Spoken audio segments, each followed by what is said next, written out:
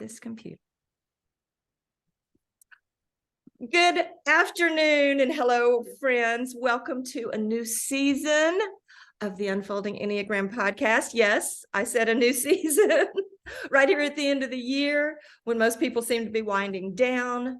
But there are some things we need to talk about that have evolved from when I began this podcast over 3 years ago, which is hard for me to believe. And I thought, why not now? Why not? It's time for a change. And you may be saying, oh, that is so typical of an Enneagram type 7, but this is not FOMO. This is different. This is evolving. I've evolved. You've evolved. The whole world has evolved and is changing as we speak. We know that. There seems to be a lot of talk, a lot of conversation about transformation and change. In fact, you can hardly pick up anything to read or listen to that we don't hear that we need to change. We need to change. But the conversations mostly discuss what we need to change from. What do we do when things start changing and we don't know what they're changing to? And we may even be pretty sure what we're changing from because some things are quite obvious that have changed. But sometimes the change to is the big mystery.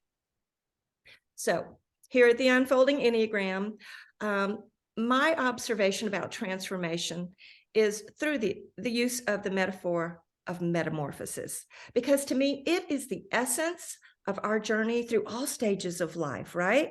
Including this mysterious time we call midlife. And we're going to talk about that with my guest today. It's not about becoming better at who we are. The caterpillar isn't destined to become a better caterpillar. It's about releasing what is no longer necessary. Metamorphosis is what gives the butterfly the ability to fly, and that is transformation. And of course, the Enneagram is my passion, and how I see it is such a powerful transformation tool. But in this new season, I want to introduce you to some women who are living incredibly passion-filled midlives, doing great work in their own field. And today, my guest is Ellen Stellian. I have had trouble saying her name because you'll see it when I put it up, but it was like, oh, there's some, because my name has an accent. Denée has an accent mark. Well, she has two, and one goes this way and one goes that way. And I was like, that is beautiful. Ellen Stellian, and she is an Enneagram type 6. And before we get into this conversation, I want to just point out one of the things I love about Ellen is she is passionate about lifting other women up as well and sharing their great works. She and I both believe that as women, when we lift each other up, amazing things happen. So Ellen, welcome. Hey, thank you. Before we get deep into this, I wanted to just say, because we talk about the Enneagram a lot on this, one of the women that she has supported and promoted in her work on her website, which we will talk more about later, is a woman that many of us have heard of, Susan Olasek, who many of you know is the founder of the Enneagram Project. It is a wonderful interview on her website, but y'all, that is just one of many. Can you speak about that? Yeah. No, you know what? Like you said, I love showcasing women and women who are really mission oriented and have that passion in their lives that they really, live day in, day out. And I have interviewed hundreds of women I have actually 2 blogs, Next Act for Women, and one's called Purpose Stories. And you'll see there are so many inspirational women, and I just love lifting them up. I agree with you. We all lift each other up. And I've also interviewed a lot of women doing very interesting work and also personal projects on my YouTube channel called Empowering Women in Midlife. So I'm all about, like meeting other women, showcasing them, lifting them up, and just introducing them to my community, because there's just so much inspiration in what these women are doing. And that's why, and I'm going to say this in just a second, how I met you, but when I did, it's this, there are so many avenues that we feel passionate about. And, mine has been the Enneagram and women in midlife in general. But I began to realize women in midlife are just doing amazing things within their own passion. And that's what I love about what you've done. You have to go to her website and her YouTube channel, which I'll tell you about later. But before I get into the conversation about what it is you do, let me just kind of give a snippet of your bio. Elaine Stellian is the midlife mentor with a passion for facilitating personal development in women 40 and over. Through her Thrive community, she helps introspective, curious, action-oriented women 40 and over deepen their journeys of self-discovery and growth and create their next chapter with courage and intention. And y'all, if that's not a mission statement, I don't know what is. But when I also read in her bio that she eats chocolate every day, I knew we were kindred spirits. Yep. Love chocolate. Yes. I mean, we spend so much of our life going, oh, I can't have that. I can't have that. It's like, know what? Chocolate. So let's get to the good stuff. I want to talk about you. Can you share as much or as little as you want, but I want to hear your personal story of how you began, what led you to do this work and focus on women in midlife. Yeah, thank you. Thank you for having me on. Thank you for that wonderful introduction, Denée. It's such a pleasure to talk to another woman like you who is so passionate about what you do. And I also am a big fan of pivoting, transforming, pivoting, evolving. I feel like we are not fixed in our mindset, in our human being, in our lives, and we as human beings can evolve and should with wherever life is taking us. So I love that you're also having your own evolution, and I'm just very honored to be here and participate in it. I'm going to keep using that pivot. That's a good one. Yeah, pivot's a good one, right? Especially for an Enneagram type 7. Yeah. Oh, okay. Well, that's you know all about that, but yeah, if it works for you. Yeah, grab onto it. So, okay. So where do I start? Well, the explanation for my name, Hélène, is that I grew up in Paris, and that's obviously Hélène is well, maybe not obviously to everybody, but the accents are from the French pronunciation of Helene, which is Hélène. And I was one of 4 kids, daughter of a Greek American father and a Danish mother. Hence, that's French was my first language. And so I lived in Paris until I was 13, and then moved to the US. My dad was, so we're not French at all. I just happened to have been raised there. And my dad was moving, had an office he was opening in Manhattan. And so we moved to, I don't know if you've heard of Greenwich, Connecticut. It's a very affluent suburb of New York. So it was quite the cultural change for me. And, I had a heavy French accent. I really did not fit in. I was probably fairly immature compared to girls my age at Greenwich High School. Like, I was coming from a private all girls Catholic school in France, coming to a public high school in the US, the girls smoking in the bathrooms, the guys, whatever, dating, like all of that was new to me. It was quite the culture shock. So, kind of felt like a bit of a fish out of water. So it was, I really developed a lot of anxiety. And when it came to leaving for college, I was only 17. And so it was really hard for me at that age to leave home. I think I let a lot of my fears guide me to the point where I actually chose Duke University as my college because my older brother was there. I got into a number of schools, and I think I would have been much better suited to some of the smaller liberal arts schools I got into. But I went to Duke because he was there, and it was the closest thing to staying home with my family is going to a university with my brother. And of course, that didn't help me much because he was involved in his own life. We talked about it recently, and he says he told me he still has a lot of, like, he feels so badly that he wasn't there for me more when I arrived at Duke. And I couldn't expect him to be. So it's just interesting conversations we're having now about that time.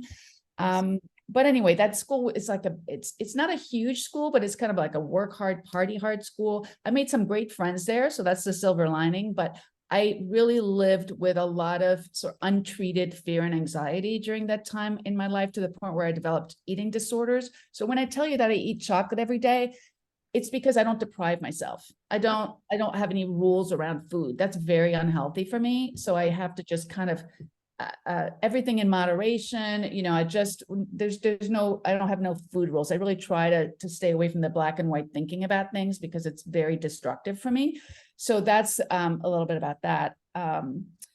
So, I kind of muddled through college. College were not the best 4 years of my life. I mean, I really, look back on it. And for some people, it really is. I remember my dad telling us, oh, take full advantage. It's going to be the best years of your life. And honestly, if you were to ask me today, like, what age would you go back to if you could? I wouldn't. I mean, I love the age I'm in right now, with all of its challenges. So yes.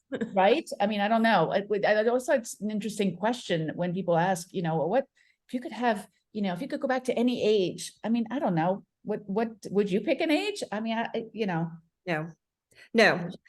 And when somebody asks you that, usually we assume that we would go back with having gone through all of the experiences, with the understanding we have about life now. And that, oh, if I knew then what I know now. Well, you didn't, and you weren't supposed to. Right. So the idea of longing to go back really just deprives us of the joy that's right here. And I think that is part of the interesting navigation of this time of life. And yes, I'm older than you. I'm past the official midlife entry. Yeah. But it's like, okay, from here on until the end, I'm going to just call it second half or midlife. But this is what I love about what you're doing, is celebrating. We're not going back, and you really don't need to even want to. Exactly. Yeah. And I mean, so you asked me how I ended up doing what I'm doing. I mean, it actually took me a long time to get to this point, because after college, I embarked on a business career. And it's just so interesting for me looking back on how unconscious that decision was, honestly. I had jobs in sales and marketing, and it just felt like, okay, well, I'm just going to keep going down that path. And looking back on it now, I'm like, I really did not stop and consider, who am I? What are my values? What's important to me? What do I want out of my life? And it was just I did fine, but it was not a great path for me. I mean, I spent a decade in corporate America working for Fortune 500 companies. I got my MBA. I mean, I went whole hog down that path. Yes, you did. And the good news is it brought me to Chicago. I met my husband here. Friends of ours introduced to us. But it will not surprise you that when I had the opportunity to quit my job, I was really burned out. I tend to pour all of myself into something. I mean, a lot of like imposter syndrome, perfectionism, like you name it, just throw it all in there. And that causes a lot of burnout. That when I had that opportunity to quit my job and stay home with our twin girls after they were born, I grabbed onto that. I mean, I feel very privileged and fortunate to have had that choice. Most women do not. So I totally get that.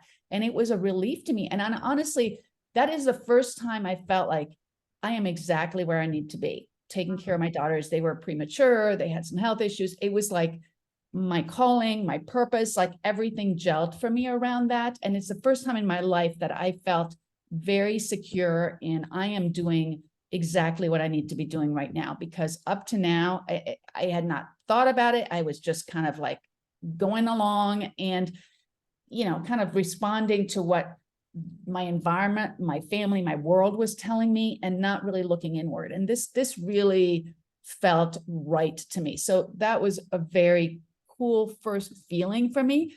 I was really devoted to my daughters. I felt that sense of purpose. I and we moved to the suburbs of north of Chicago, and I got very involved in the community. I was volunteering in the schools, serving on nonprofit boards. I wrote a couple of parenting books. I mean, I was all in. Wow. But here's the problem. When you make being a mother your identity, is that at some point, usually when their kids are in their teens, they're kind of like, yeah, bye-bye. No, I mean, we moved back to the city. Our daughters wanted to go to a high school in the city, and it's a private school. They were like, no, do not come and volunteer at the school. Do not make your friends out of my, I'm always piggybacking on making friends through them, right? Through their parents of their friends. Well, so that was, even though it was only 40 minutes distance from the suburbs to the city, I kind of had to reinvent myself a little bit, being in the city. Friends I'd known before already had their social circles. We'd been gone in the suburbs for 13 years. I mean, it was a long time. And, I was feeling kind of lost, honestly. I needed to find my own community in the city. And I was turning 50 also. So I think all of that kind of coalesced together to encourage me to take a look at myself and think for myself consciously for the first time ever, probably. How do I define myself? Besides my roles as a mother, as a wife, as a community organizer, like, who am I? It was really kind of anxiety provoking for me. I mean, I felt kind of sad, kind of lost, kind of like, what's next for me?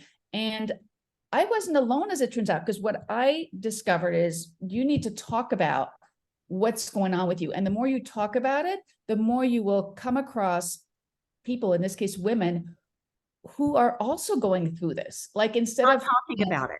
Yeah, talking about it. We're not talking about it. It wasn't common to talk about this. Right. Yeah. But that was, 8 years ago. So at that time, I started talking about with good friends I could trust, like, I'm really feeling kind of sad. I don't know what I'm doing. Should I go back to work? Should I, go to school? I need to figure something out for myself. Like, what is my purpose beyond being a mother and a wife and a homemaker and a community organizer, a volunteer, all of that stuff? Like, who am I now at 50? And I actually, I don't know if I can curse on this, so I'm not going to, it caused me to write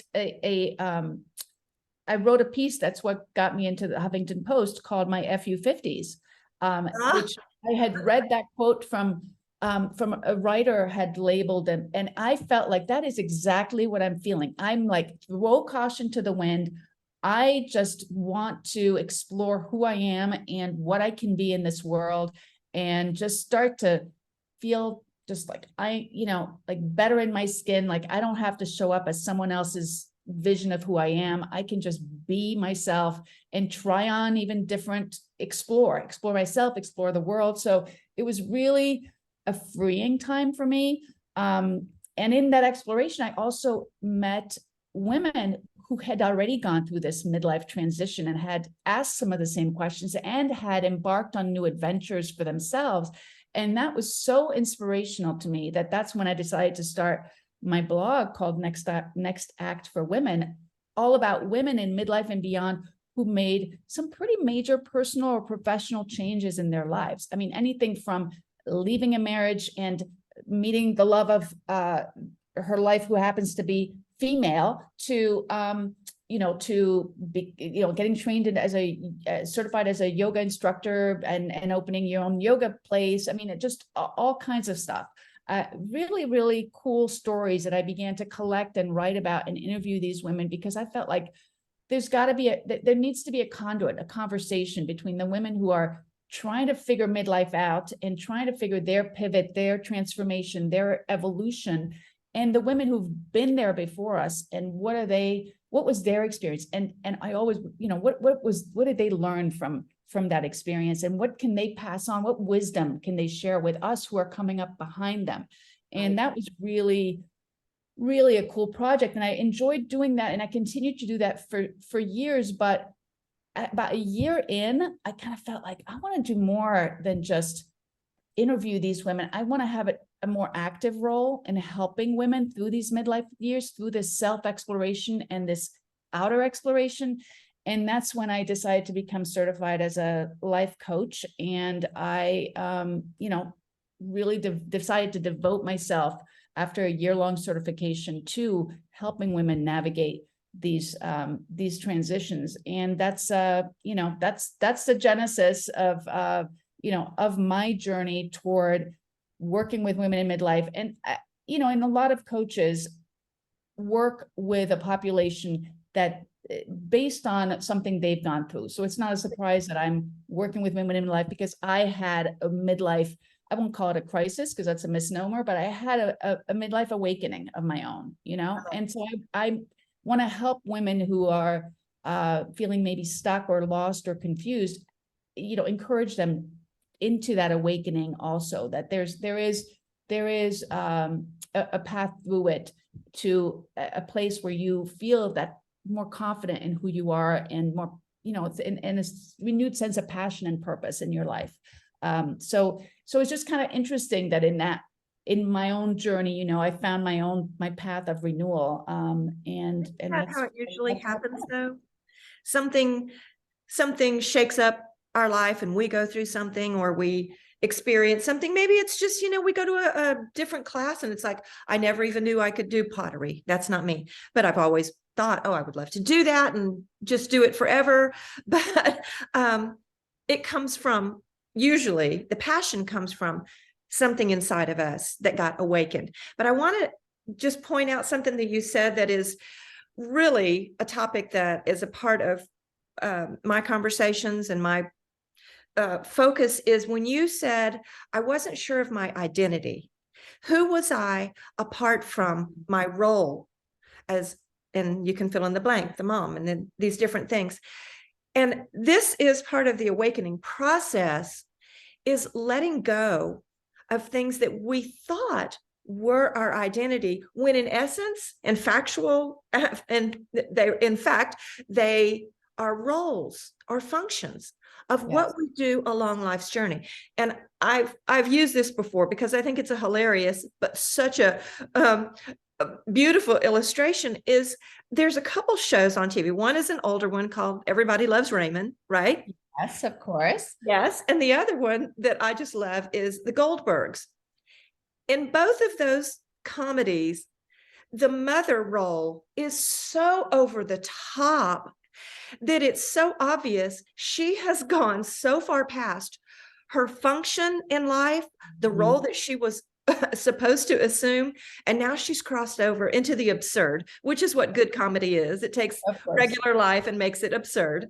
But that's, I think, where we need to have more conversation, is in that very point right there, is what is an identity and what is just a role and function that's not to be an ongoing to the end of time part of your life. And so when we get really confused, or a lot of people do, it's like, I'm an empty nester now. Who am I?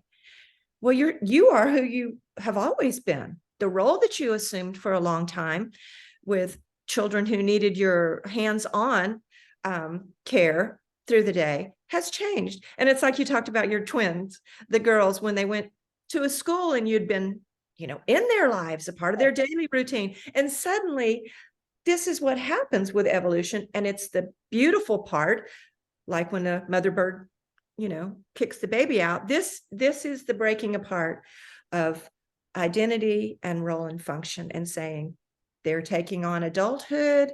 It's scary for me because my function in their life is changing. And now what is that for me? So I love that you brought that point up. That's a huge point.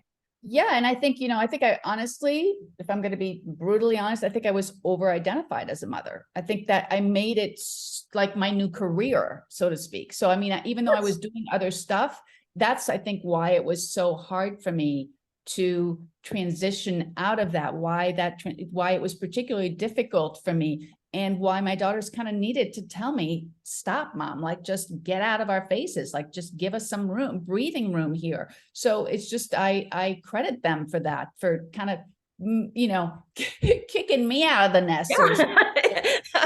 Yeah, it happens. that push pull of both of the mother child. My daughter was well, here in the South, we have a thing called clogging, which is, Oh, it's like tap did it, but it's on the heel and the toe. And, she also did interesting. Irish step dance. And she toured, I say we, see, my mouth formed to say we toured. That was my initial thing.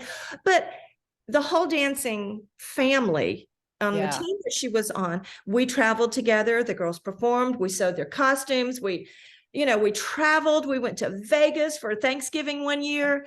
And that, so this whole community was such an amazing time of my life because my friends were there and the excitement of travel and all of that. And then just one day, she said, I'm done. I don't want to dance anymore. And I was like, oh no, no, so much of you were so involved. Oh, so involved. And so I had to I didn't, challenge her on it. I asked, why? And at the time she said, because I can't focus on being a cheerleader at her school and commit to dance. I really want to be more involved with the school. So she gave that up. But she had done it since she saw it when she was 5 years old. We were at a talent show at her school, but she was 5. And she just looked up at me and said, Mommy, I want to dance in those shoes that click. And I was like, oh, because see, I grew up and we were not allowed to dance. And that's a whole different subject. Oh, okay. It was a religious thing. It's like not allowed. Yeah. And I had come a long way in my thinking. And I was like, I was not allowed to dance. You shall dance for me. Yes, you'll mini me. Yes. Yes, but I didn't. So anyway, the point of that is when she told me that, I had to go away to myself and not be reactive to her and go, you can't do this to me. Right. And say, okay, this was for her. This is not me. And I won't say that I didn't just, it was very sad at the goodbyes and stuff, but it allowed her to transition and me to transition at the same time. It was a gift in a way. Yeah. It was fun while it lasted. And it's hard. Transitions are really hard. So especially when we tend to put our identity with that, oh, and yes, when we're so focused on our roles, like you said. Exactly. That's right. So let me get into just a couple questions, if you don't mind me asking you. Since this is the focus is midlife women. What have you seen in your work that are some of the main challenges, especially as women are entering, they're just entering this new life, or they may be in it. What do you think? Well, I don't want to bring you down, but there are a lot of challenges. If we think of midlife as women entering around 40 or 50, there are, like, I call it the perfect storm. It's so many challenges, kind of an overload of demands coming on us at the same time, a lot of change. So let's talk about these. There's kids leaving home. So that's the empty nest. That oftentimes happens around this time. At the same time, if we are lucky enough to have our parents still living, they're aging, they're going through some challenges, maybe physically, financially, and home, like all kinds of stuff, maybe coming along there. And we are the sandwich generation. So oftentimes we are caregiving on both ends. We may also experience the death of a loved one. I mean, maybe one of those parents. For some women, unfortunately, their spouse may go. And it's an interesting time because once our parents are gone, especially, it's weird to think of ourselves. And my parents are both still living, so I haven't reached that yet, but I've thought about it because other women have pointed this out to me, that once your parents go, you are the elders, you are the next in line, the matriarchs of the family. And so it's a big evolution, I think, just in the way you think about it. Like, I still think of myself as, I'm still the kid, like my parents are still alive, but once my parents go, like, I'll be my siblings and I will be that generation that's now the next to go. And so there's a lot that goes into thinking about that. That's kind of like blows my mind a little bit. There's often marital strain in midlife. I mean, there is such a thing as the great divorce. You know, if you have not been nurturing your marriage all along, as you maybe have had raised kids, when the kids leave, which hopefully they do, you know, that's the way it's supposed to happen. It can cause a lot of stress in your marriage. You may be looking at each other going like, I don't know, what's connecting us now? You know, it's all we're talking about the kids. Like, how are we still a couple? How are we going to work this and spend the next few decades together, just the two of us? There's often work issues too, like maybe it's getting harder to advance at a certain part. If you're working in a big company, maybe we become a little bored with our work. Maybe we want to go back to work, but we find reentry challenging. Like, things have changed a lot. I mean, I know if I was trying to go back to corporate America, I would need a whole new retraining. You know, in the way marketing works today, we didn't have internet, social media, any of that stuff back then. No. So it's a whole different world, which I'm kind of learning as I go along, navigating my own business. There's sometimes financial issues, you know, because we're paying, you know, maybe helping our kids pay college tuition. There's concerns about retirement security. Oftentimes we find loss of community also, because maybe we move away, we downsize, maybe our friends do, people start to, you know, so it's not like that community that maybe you were in based on, you know, your family situation, your kids. And I mean, we haven't even gotten to physical changes. I mean, we've got aging, you know, issues. Menopause has a lot of physical ailments for a lot of us. You know, the health scares start, and we start to have some cognitive and emotional, you know, memory lapses, little things like that.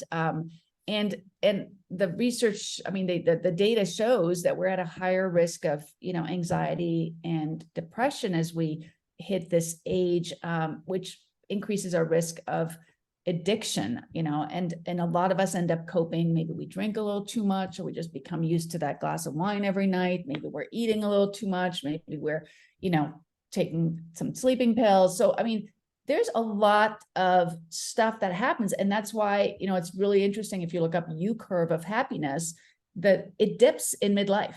And it's been shown in 72 countries that midlife is the trough of that U curve, where all these challenges come together. Now, the good news is you're going back up. A lot of us, if we do this important work of figuring out who we are, what's important to us, what kind of life we want to create, and we let go of some of the regrets, we make peace with the past, there's only opportunity to go back up and to really find the you know, a really wonderful happiness as we age and get past those midlife challenges. I love that you put it that way, because it's so true. And if we're more inclined to open up and be forthcoming and vulnerable and honest with, you know, this is happening and I wasn't ready for this. And then have a community of support that says, this is exactly normal. Because Yes. I think when it's so new, then you think, oh, well, something's wrong. But what I love that I've seen from you and others as well, but is that I have seen just this almost a resurgence in the idea that women, you know, you're done. Once you've gone through that, you've done your kids, you've done that, then what you need to be preparing for the final days or the winter of your life or anything like that. And I have great role models. My mom is still living. Her mother just passed 2 years ago at 97. It was just, you know, and I have a daughter and grandchildren. So I said I was like the bubble in a level, because I was in the middle of 5 generations at one time. And that was a weird place because I saw myself as the young one. Right. Well, I wasn't by any stretch of the imagination, not the young one, but you know what I'm saying? When you have a mother and a grandmother. Grandmother, for sure. You got lots of it kind of makes you feel like, oh, there's so much time, you know, they're still around, so I'm going to be around forever. Exactly. But then things start happening and you're like, what is that? Like, and this is so silly, but you wake up with these new aches or pains, Mhm. and it's like, I didn't do anything. Yeah. What happened overnight? But we can laugh about it because we're talking about it now. And Mm. it's like, nope, Yeah. nope, this Yeah. is what happens. But what you're talking about is encouraging women, empowering women, which is the name of your Mhm. Facebook page and your YouTube channel, empowering women in midlife. And that is to say, you have a wealth of talent that you may not even know about. And to go away from the old mindset that women in this age, like, if you go back to the 50s or, Mhm. around then, the 60s, we started getting really liberated. Or I wasn't, and I wasn't a young woman in the 60s, but the mentality of this is who you are, this is your identity, and everybody retires at this age, and then your Yeah. husband's going to play golf forever, and you're going to stay home and bake bread, Right. and pretty much just do whatever. I never bake bread. But that's Neither. what I love about this conversation, is saying, wait a minute, we got a lot left to give and discover about ourselves. So, Totally. all right, I have another question. So Yeah. along those lines, because I've seen you've had so many people, you talked about the lady who opened the yoga studio. What are some other adventures or ventures that you have seen women come to the forefront and take a real role in being an almost an activist for this time of life? Yeah, I mean, I've seen all kinds of stuff, and it's interesting. I just want to point out that we are not, midlife is very different, like you said, for us than it was for our ancestors. I mean, there's some really interesting things going on, and just even if you look at the statistics, in 1960, women on average lived until age 73. In 2015, that life expectancy has gone up by 9 years to 82. And the US Census Bureau predicts that by 2030, that average was going to be 84. So, and by 2060, 87. So, I mean, that lifespan has increased. And that's what I think about as bonus years. These bonus years are an incredible time. They're not extending sort of the time at the end of your life when you're maybe really kind of like your body's really giving way or whatever. They're kind of extending this middle part of our lives where we still are vibrant. We still have a lot to give. And that's this exciting sort of encore adulthood, as they're calling it, which Love that. I love that. Like it's kind of a second adulthood, an encore adulthood. So it's kind of like after your sort of career, child raising, family time, and it's kind of like this extra span of years before you maybe are going to be sitting in the rocking chair, where you really have a decade, 2 decades or more where you can still be productive. And that's why it's so exciting to see how much women are doing with these bonus years. I mean, and with their newfound wisdom and confidence, as you kind of process all this stuff and you kind of deal with all those challenges in midlife, and you show yourself that the experience and the strength and the wisdom you've cultivated over all these years, you can put to bear against these challenges, and you can get through them and thrive through them. It's a time when I see women putting themselves first, which is a huge piece of advice I give to women, because we are nurturers and caregivers. That is practically baked into our genes, into our genetic code. And we often put ourselves second, to the needs of our spouses, our children, our families, our communities, our bosses. And so I think a lot of women view midlife as sort of an interesting time where we have an opportunity to really come to terms with who we are and what we want, and to become, to let go of the people pleasing, and even let go of some of the pressure we feel about our appearance, and be more accepting of ourselves and of others, and invest in ourselves and our self-care and our personal growth, and find our voice and express it. So I feel like women really have a permission to in midlife to live authentically, like true to themselves, be all that they are. And that's the opportunity, is them embracing this time, embracing this freedom, this confidence, this creativity, and to take more risks. I think we're willing to take more risks because we're not as afraid of failure. We're not as afraid of judgment. And so to your question, it's no surprise that women make sometimes very dramatic changes in midlife. I mean, so what I see is women going back to school. They're getting maybe that college degree they never got that they really wanted to.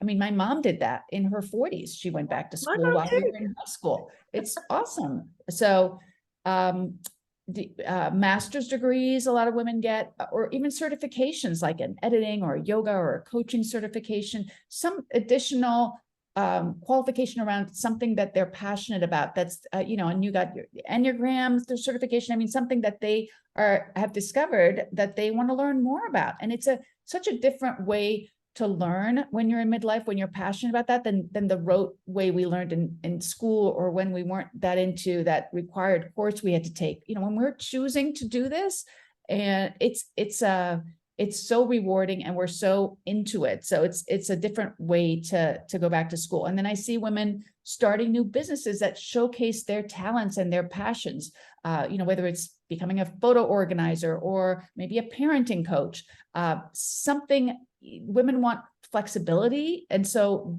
starting their own businesses often gives them more of that flexibility because they want to be able to, visit their kids or travel or, just go on more adventures.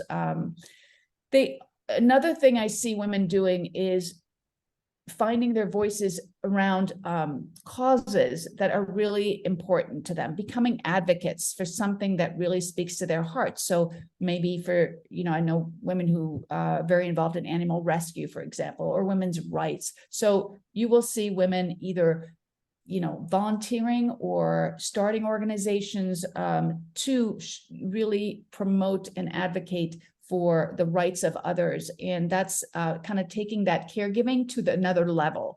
Yeah. You'll see women embarking on adventures. I have several women I've interviewed who have become nomadic in their lifestyle. So they will move around either on their own with a partner or become a pet sitter, or, so they'll move from home to home as and sit for your pets, and literally like maybe get a storage locker, put their stuff in it, or like live. Oh, wow. Or another woman I've interviewed who moved to Tuscany. Or, adventures like active travel. I mean, we're still, a lot of us are still have a lot of vibrancy. And then there's women who leave their stale marriages and they're embracing single life or finding new love. I have friends getting remarried and finding love online. And, after maybe a bitter divorce, it's really exciting to see that in your 50s and 60s, you're not done. And then I love that women are putting their voices out there. The other thing I see, I interview a lot of authors, and writing their memoirs, writing that first novel, writing a blog, publishing a podcast like you're doing. You're putting your voice out there in the world and saying, I got something to say. Maybe I've been quiet a little too long. So that's just some of the things, the trends I'm seeing in what women are doing, and really just courage, just with intention. There's just, the sky's the limit. They're really, age is not an object. They are not, they want to live a bigger life. They want to, on their deathbed, think about, like I grabbed the opportunity. I don't have the regret of not trying, whether it fails or not, it's okay. And that's the biggest message I hear from all the women I've interviewed. I always ask, what's your advice? And I'd rather have tried and failed than not have tried at all. So these women are representation of that, because, it doesn't always work out, but at least I gave my all. I learned something and I met new people and I developed new skills. So amazing. Well, and see, there's the misconception that whatever it is I try has to have this end goal in mind, that somebody else has told me that is success. If I try this and I go through here, and what if you try it and you just don't like it, and try something? Yeah. But what I love, I'm going to talk about your book in just a minute, that you're going to be so kind to share with our audience, but the part of it is the no regrets second life, but I'll talk more about that in a minute. But what I find so encouraging at this time and what you're doing and what other women are doing is it's changing the landscape of what we assumed was the way it had to be. So it's going to take a little while. I think it's really blossoming a lot with women now, but it will be assumed that this is what we do. We find a new passion. We find a second life. We find all of the things that you mentioned. And the idea that this is winding down years, what will just be foreign to generations coming up. So that's what this conversation is about, is saying, let's change the assumption about what we're, and one of the things that I've talked about as far as the Enneagram goes is, and you see in other things other than the Enneagram, but the Enneagram has been around for quite a long time, but it got this really big, it caught on like wildfire and became popular with all over the place. Well, of course, the natural thing to do in this day and age is to make a meme out of everything, right? And so there's a reason the memes came into be, is because the different types have become identified with certain behaviors. So you see them all over the place. And then after a while, I know for me, it was like, I don't connect with that anymore. Yes, I'm a type 7. I always have been. That's, you're born that way. There's, people have different thoughts about that, nature, nurture, combo, whatever. But so yeah, when I was a 20-year-old 7 or teenager or 30s or whatever, absolutely. I was like, oh man, I feel so exposed when I saw the memes, because it was, yes, I identified with it wholeheartedly. And it can become an excuse to continue behavior that's not actually beneficial to you, actually keeps you stuck in an identity. And so this is part of why it's called the Unfolding Enneagram, is to unfold, release your identification with all of these things that we've come to identify as our core type. And so as I aged, I began to realize I don't connect to that. I don't feel that way anymore. And one of the big things about a type 7 is the meme about fear of missing out, FOMO. 7s, they're going to change. They're going to just change. They're going to, jump from one thing to the next because they're afraid of missing out. Well, I don't feel that way anymore. And actually, my theory about that is just there's so much to do. Right. It's that I want to do it all. And that's a whole different thing. But right now, I feel like I found a groove. I don't even have the anxiety of, I have to do all the things that I think about. That's one of the characteristics of a type 7, is we have endless ideas, right? And so everything to a young type 7 is, it will become a business, or it will become the next thing that I take on fully in my life. And why I think we begin to disidentify with these memes is because we've evolved past them. So that's the conversation of what the unfolding is and what the metamorphosis process is, which is a really, like you said, it can be that time of life where we're not quite sure, and it can feel painful because we're letting go. We're not sitting here going, I'm going to be a better mother, as Raymond mother, and she's going to be in everybody's business. No, it's learning to detach from the roles and functions that served us well. Yeah. Certain point in our life. And they did serve us well. The passionate type 7 who wants to do all the things doesn't feel like, oh, I can't accomplish anything. And to her discredit sometimes is she doesn't realize she can't do all the things. And you learn the hard way. But as we evolve and have these conversations about, wait a minute, I feel this longing to be connected more to myself and not the the calls of all the different things that say you need to be this, you need to Right. look like this, you need to weigh this much, you need to not do that, and don't do that.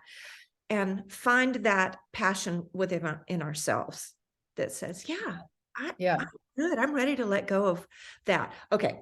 We have really gone and talked a long time, and I promised you I wouldn't keep you this long.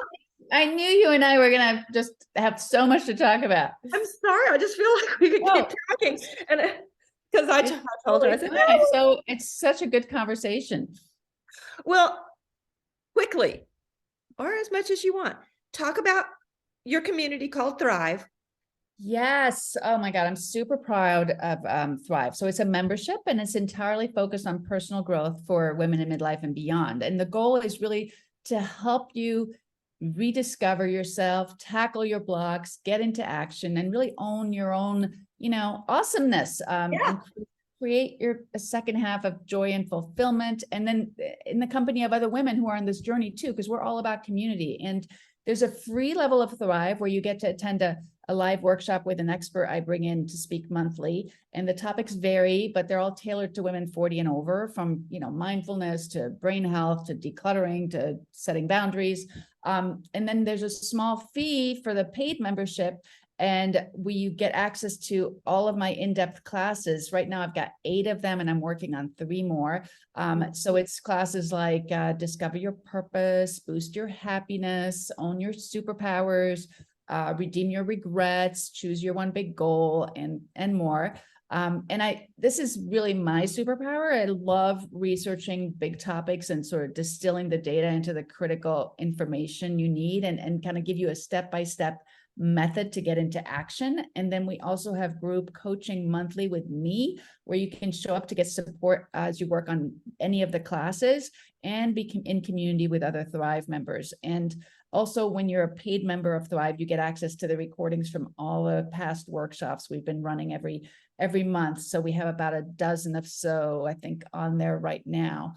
And it's reasonably priced really because I want to make this accessible to as many women as possible. And as one of my members say, it's a lot of bang for your buck. So, and to learn more, just go to myturntothrive.com. That's my shorthand URL for it. But but thank you for asking. It's really my passion project, and where I put all of my work into. I am so glad I connected with you. You're going to have to go to the show notes this time. People say, oh, well, do they go to the show notes? Yes, because all of her, the way you can contact her is going to be in there. I want you to go to her YouTube channel and Facebook. But if you'll just remember, empowering women in midlife, if you just go to Facebook, then you can find links to her website and the community, the Thrive community, and her YouTube channel, all on there. Ellen, I am so happy we connected. I just want to mention my gift really quickly. I'm offering your listeners a free ebook, which is called Thrive in Midlife, and it features 10 tips to create a no regrets second half. It's chock full of information, advice, resources, and I've given Denée the link, so I know you're going to provide it to them. But so please download it, because it's really a very comprehensive guide for you that really reflects a lot of what I've learned and what women have shared with me over the years about this time of life. So just, I feel like I should be giving you a gift for coming on my podcast, but you are giving our listeners a gift. And I'm so grateful. I'm so grateful for your work. And as we wrap this up, again, keep thriving in all the days of your life. And if you are a woman in midlife and beyond, remember, these can be the most beautiful days of your life. You've been created for such a time as this, and it's your time to unfold and fly. Ellen, thank you. I look forward to talking to you again. Everybody, go thrive. Bye. Bye.